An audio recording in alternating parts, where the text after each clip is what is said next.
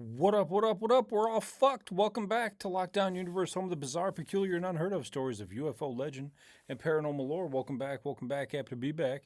Uh, yeah, we're all fucked. Okay, because um, according to how to get people to listen to your podcast, I got to start it off differently. So, and the truth is that this episode is going to be about how we're all fucked. So, what does that mean? That means that AI is coming for everybody's jobs. I've been talking about this since day one, but the Microsoft AI CEO, let me pull up his name here for you, Mr. Mustafa Suleiman, predicted that artificial intelligence will be capable of automating most, if not all, white collar jobs within 12 to 18 months. And why am I talking about this? Because it impacts all of us. It impacts you, it impacts your mom, it impacts your husband, your wife, your kids, how you're going to make money, how the humanity is going to survive, and what will our purpose be? We have to continue to have purpose. We have to continue to have income. We're not going to be able to just survive on universal basic income, and it's not going to be some utopia. Okay, so let's get into this.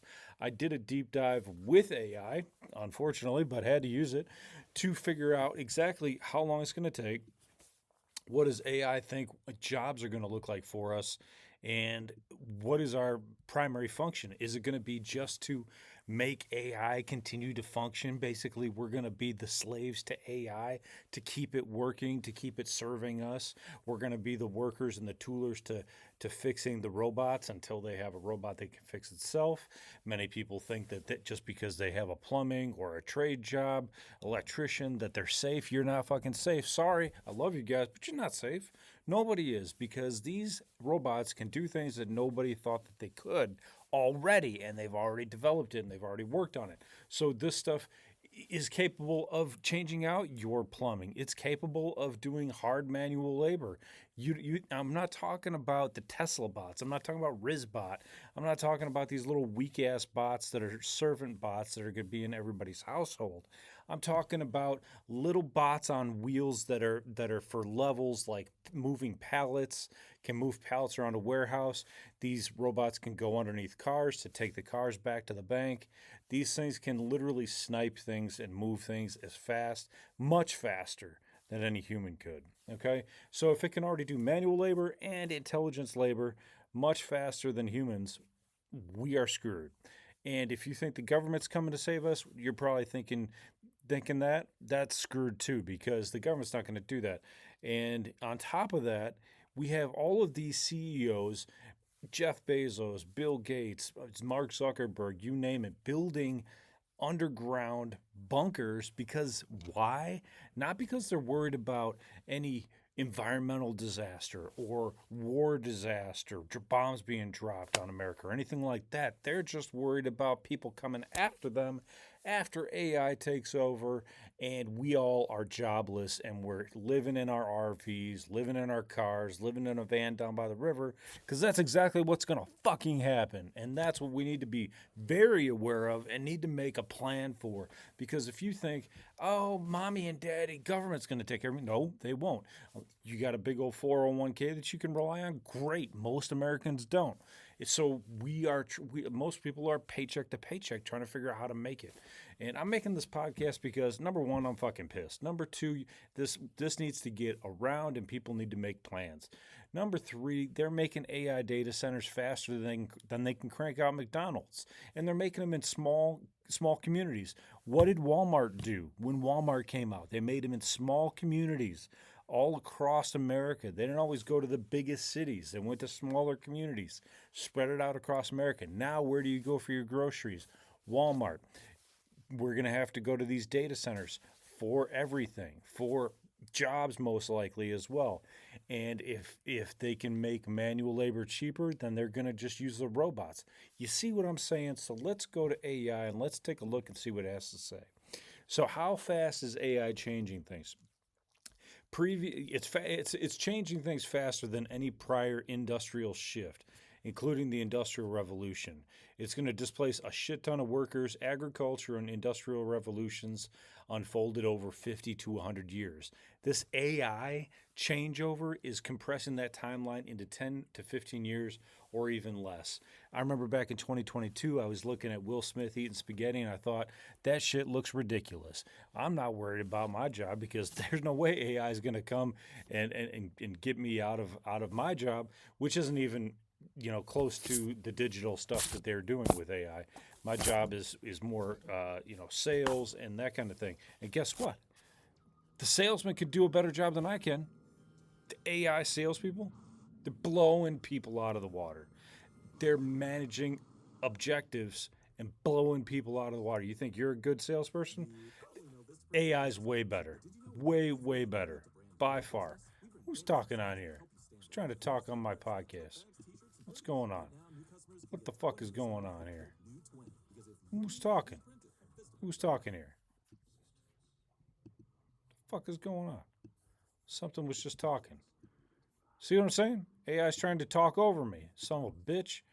See? They don't even want me to tell the truth. They're trying to block the truth. These damn globalists. Anyway, so let's talk about how it's already underway. So all the roles in service, customer service, data entry, basic coding, paralegal research, even being lawyers. It's a better lawyer than 99% of lawyers out there. Why? Because it has access to all case law. Estimates from Goldman Sachs suggest 300 million full-time jobs could be affected globally. 300 million jobs.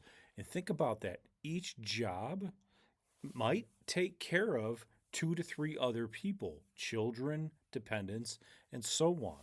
So that might mean global reach. It might be 1 billion people affected, and that's over 10% of the entire globe, right? And that's just people that work. There's tribes that don't even work, that aren't even in the system, right? And they're counted in the overall census. So these adoption curves, ChatGPT's reached 100 million users in 2 months, faster than any technology in history. And as we grow and it becomes more embedded, it's going to displace and accelerate the sudden waves of changes. All these massive layoffs have come very quickly. It won't come all at once.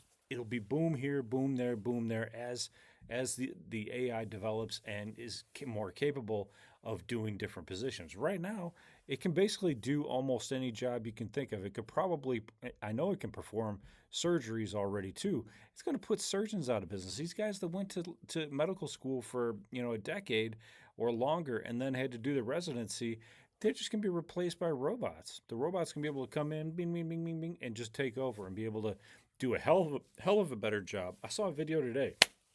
Crazy fucking video. They had a hard shell, hard-boiled egg, right? So they had the hard shell on there. The robot was able to come in, take off the shell off of the hard-boiled egg, just with very minute movements. Took it off, didn't hurt the egg at all. Then it was able to cut open the egg. Then it was able to sew it back together without causing a single piece of damage to the egg. Unbelievable. So what's going to happen to us? Well, we got to have universal basic income, right? So universal basic income will be from the productivity gains that are concentrated at the top. Universal basic income will basically be as a floor for displaced workers. So there's already been some pilot programs actually in Finland, Stockton, California, and Kenya, and shows positive effects on well-being and entrepreneurship. But they're going to have to fund this at a major scale, not just a small scale. And what about people that are used to having a $3,000 a month, a $5,000 a month, $10,000 a month, 20, 30, 40, 50? They're not going to be getting $50,000 months, right? And these people that are living in these mansions are going to get displaced. You think those guys are going to willingly want to just move down into an apartment? I mean, where are these big families that have five to 10 people in them? They can't just leave their house because their job got lost or cut because of AI. People are going to fight back. People are going to be pissed. People are going to be like, what the fuck, man? You know, this isn't what I signed up for. I signed up for the American dream that you guys sold me. You sold me on the fact that if I go to college, I can get a job. If I get a job with a college degree, I'm going to be able to make a living and buy a house and have a piece of property of my own and have a car and maybe two cars and have a family. And if you come in and destroy that with these companies, what's going to happen? The entire country is going to go upside down. You're going to have revolts. You're going to have problems. You're going to have people probably, doing all kinds of things as retaliation for their jobs being taken. That's what the movies show us. The movies show us that. So they need to be prepared for the flashback, the kickback of people losing their jobs. Massive reskilling investment will be required. So the governments and the corporations will need to fund a reskilling at scale comparable to the GI Bill. Community colleges, coding boot camps, and apprenticeships will have to expand dramatically and quickly. Well, I haven't seen that happen. Where's Google in this? Google does offer some trainings on their website for free, but they're not doing it at scale, and people are just sitting back doing their jobs because they're living paycheck to paycheck, and they're tired, and they're just trying to make ends meet. If they say AI is going to create enormous new wealth, well, for who? For the ultra rich? For the people that are already in it? For the people that are already making it? Great. The economic challenge isn't scarcity, it's ensuring that wealth doesn't concentrate entirely in the hands of AI owners and shareholders. Right now, we have Claw Code, we have OpenAI, we have some AI agents and creative capabilities at this time, but only the people that have time on their hands and that are really into this kind of thing are doing this. So either you adapt or B, you die, I think is what's going to happen. I think that they're going to have an adaptation of people that survive and people that don't. People that don't train themselves on this are going to get left behind. And what about the people that do train themselves? There's still going to be a fight at the top for a job, for a position, for an AI expert, right, in their field.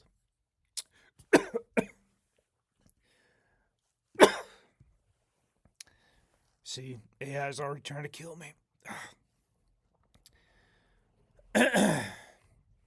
So, productivity gains from AI could add 15 to 20 trillion dollars to the global GDP by 2030. Really, where are all these people getting jobs? It could add that much money in knowledge to development of medical cures, disease cures, medical research, and that kind of thing. But it's not going to add to the regular everyday Joe jobs.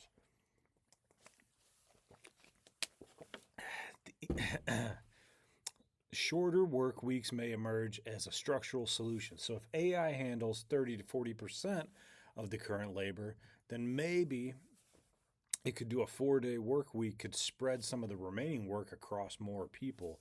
So countries like Portugal and Iceland are already running successful trials with this. The only problem is, are they dispersing that extra day or 2 days of worth of income into the population?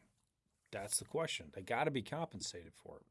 And new taxes on automation will be proposed. So obviously these companies will be taxed. There's going to be a robot tax that's levied on companies that replace workers with AI. Well, they're going to willingly pay it because they don't have to pay so much to all these people that they got to work for.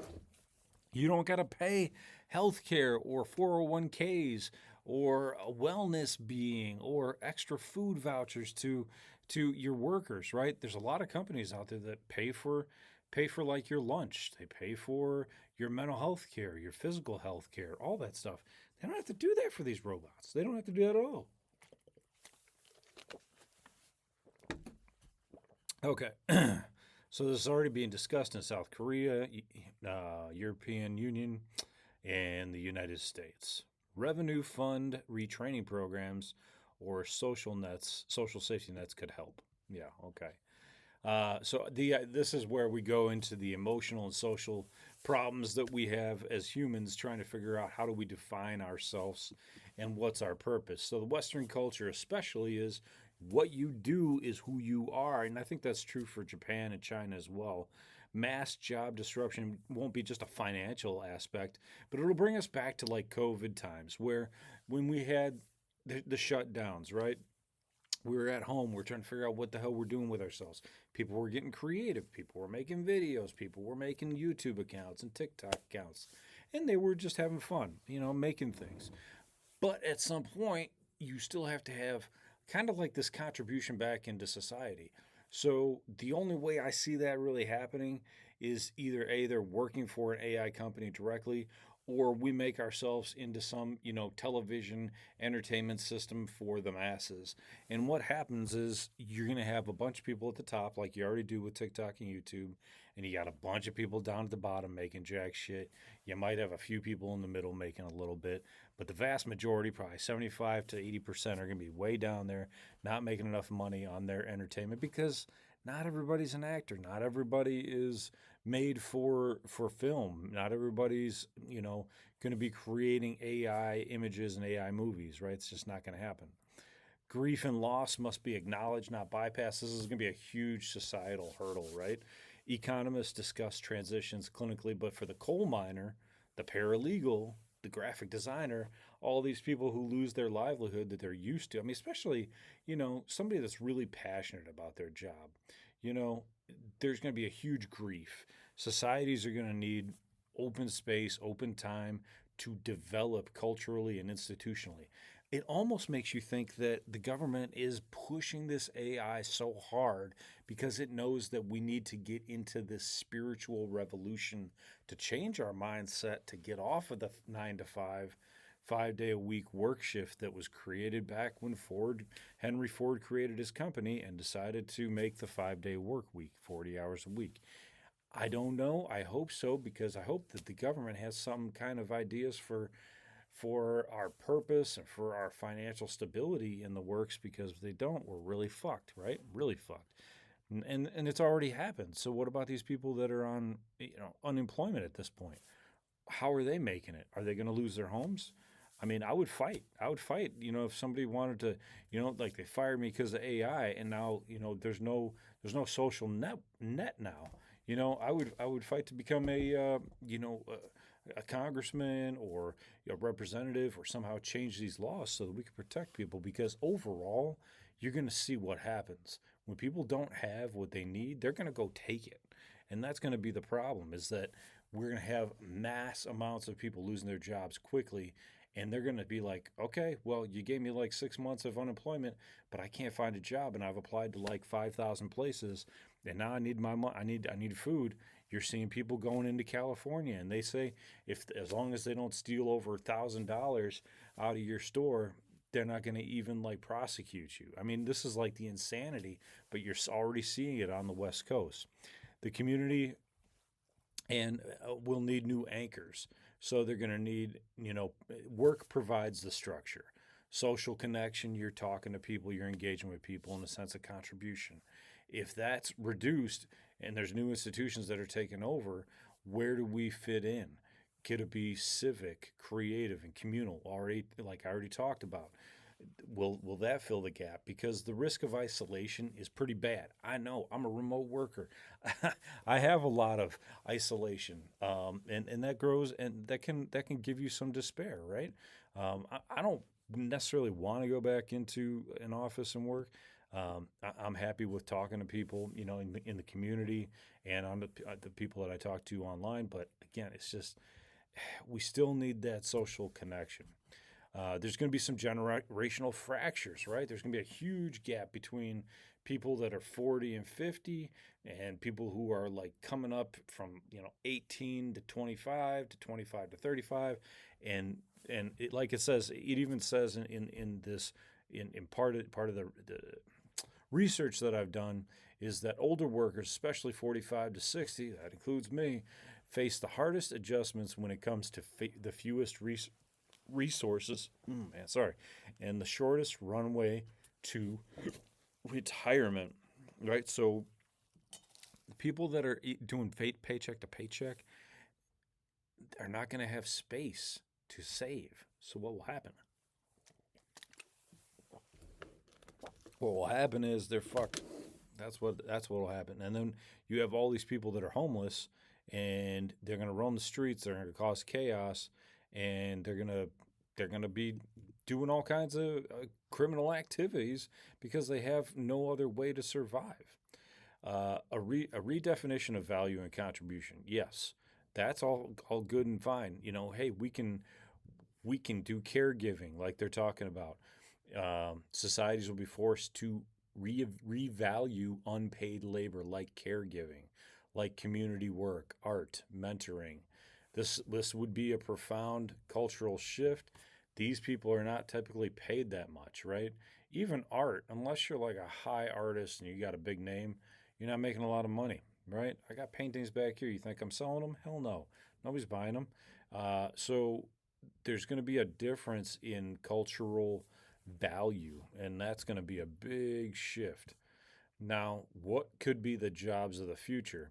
Well, we're looking at AI trainers, AI auditors, and most importantly, ethicists, which is the issue that we're facing right now, especially with this Claude AI versus Open AI problem that we just had with the government wanting to work with Claude AI.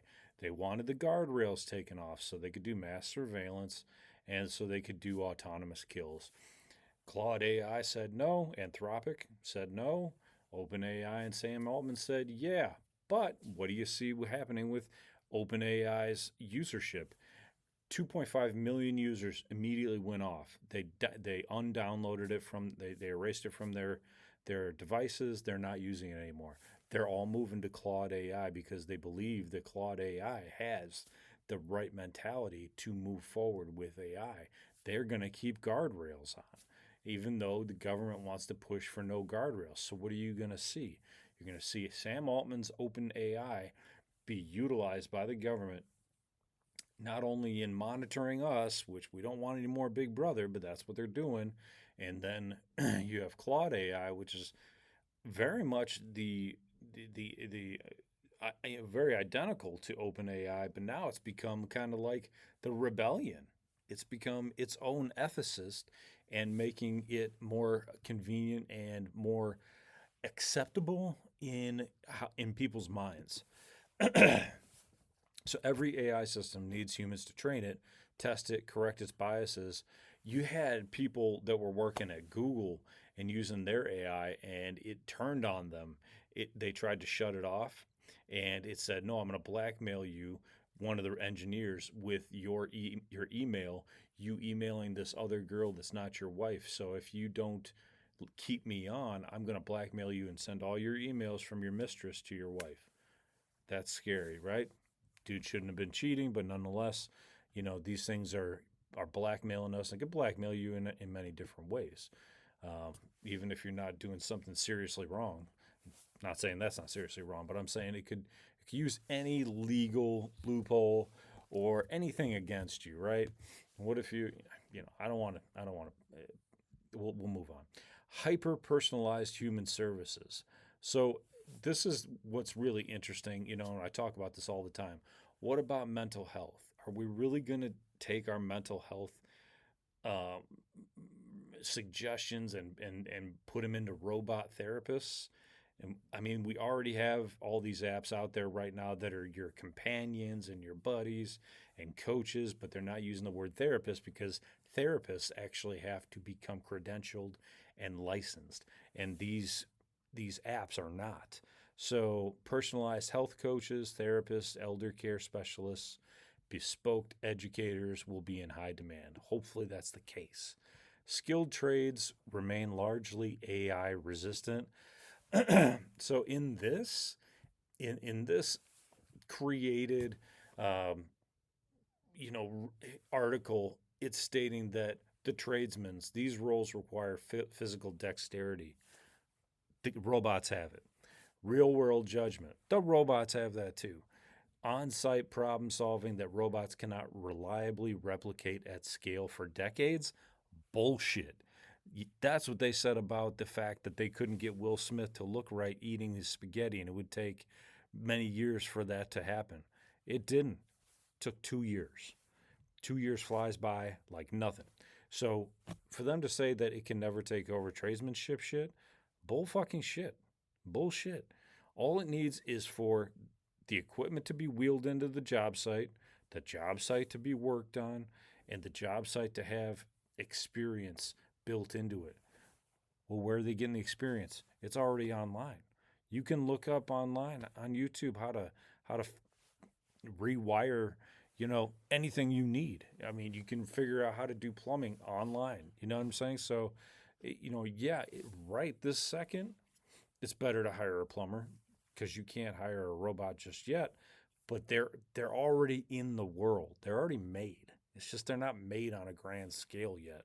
But guaranteed, as soon as a company can buy one of these things and they have some sort of incentive maybe to buy them from the company, they're going to buy them. They don't even care about that tax. They're going to move forward and take it. Now, what about creative direction and taste making? This is interesting. AI can generate, it cannot curate with cultural context or genuine lived experience. Creative directors, art directors, storytellers, and cultural producers who know how to wield AI as a tool will be enormously valuable. Yes, they will, but AI will become so good at storytelling that it won't need us.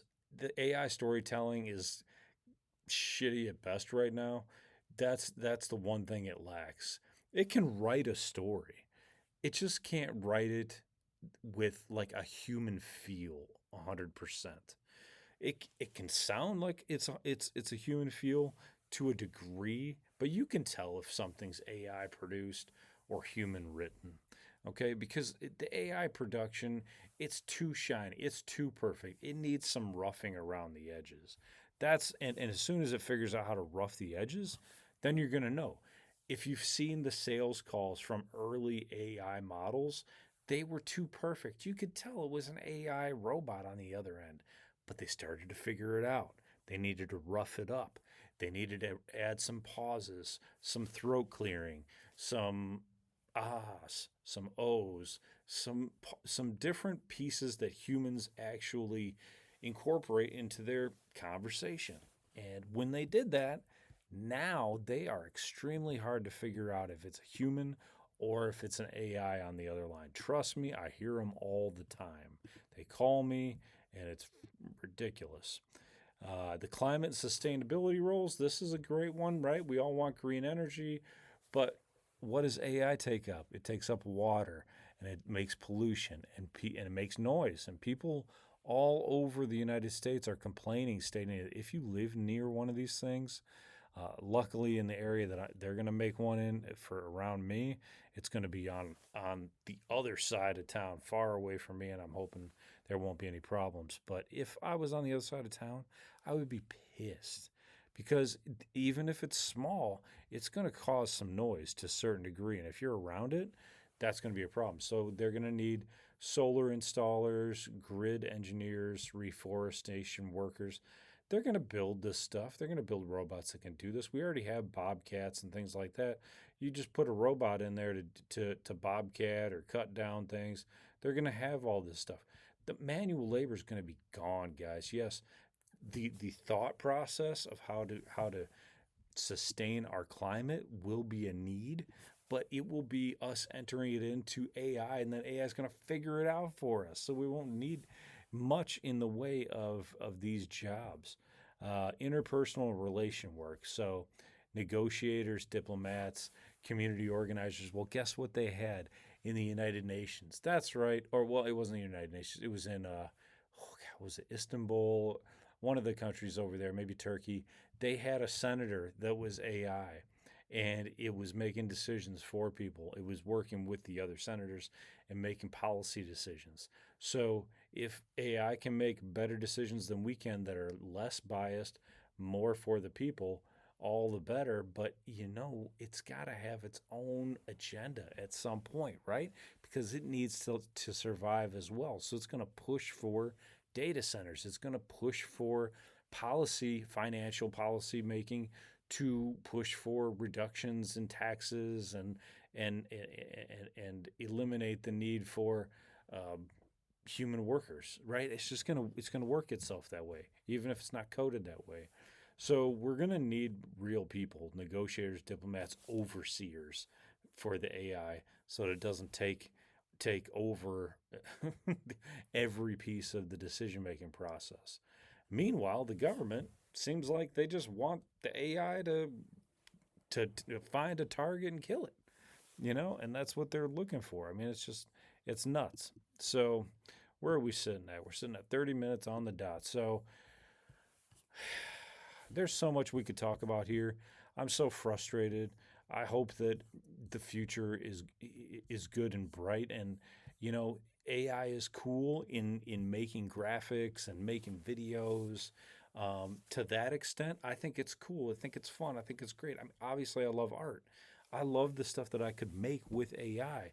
I don't love that it's going to be made into agentic AI, which is them taking over the agencies of jobs. So if it's filling it with its own agent, its own secretary, its own executive assistant, its own CEO, trust me, it'll happen, and its own board of directors, right? You'll still have humans that are reviewing what's going on with AI, but it's going to have its own board of directors. It's going to be just bad news. So, and once again, each job that gets taken over makes it cheaper for the company to make more money. Meanwhile, you have these individuals that need jobs and they're going to another job. They have this CEO experience, or they have this board of directors experience, or they have executive assistant experience, or they're the secretary, or they're in AI development, or they're in computer development, or they're in the website development business, or they're in sales or marketing. Every single one of those jobs can be taken, and they'll be taken quickly within 12 to 18 months, according to Microsoft's CEO. So when the Microsoft CEO speaks, you better fucking listen. So 12 to 8 months, he stated that this is the last real year of work. That is scary. And I know AI could do my job better than I can. I'm not afraid to say it. I'm not afraid to say it because it has an endless energy supply. I do not. It has endless work potential. It can work 24/7, around the clock. Yes, it could work with people around the globe. It doesn't need just to be working with the United States. It can work anywhere, right? It can talk to people in the middle of the night. It can send emails in the middle of the night. It can devise plans for what to do when it becomes daytime in America. Okay, I need to call all these people and follow up with these people. This is what I need to say for every objection. It will make money for the people that it's making money for. But in the meantime, there's going to be a lot of people losing their jobs. So I wish you the best, uh, and we'll see what happens. And we're going to have to support each other one way or the other. So I love you guys. Take care of yourself spiritually, physically, emotionally. You might be saying to yourself, lockdown, this doesn't sound like it was very alien, but I will put this to you. If an intelligence isn't human, then isn't it alien? And isn't AI an intelligence that is not exactly human? And if it's taking human jobs, it's not exactly human. I wish you the best. Take care of yourselves physically, spiritually, emotionally. Follow through on your hobbies and your goals and your dreams. And as always, continue to question the universe around you. Till next time, guys, peace out. Lockdown Universe out.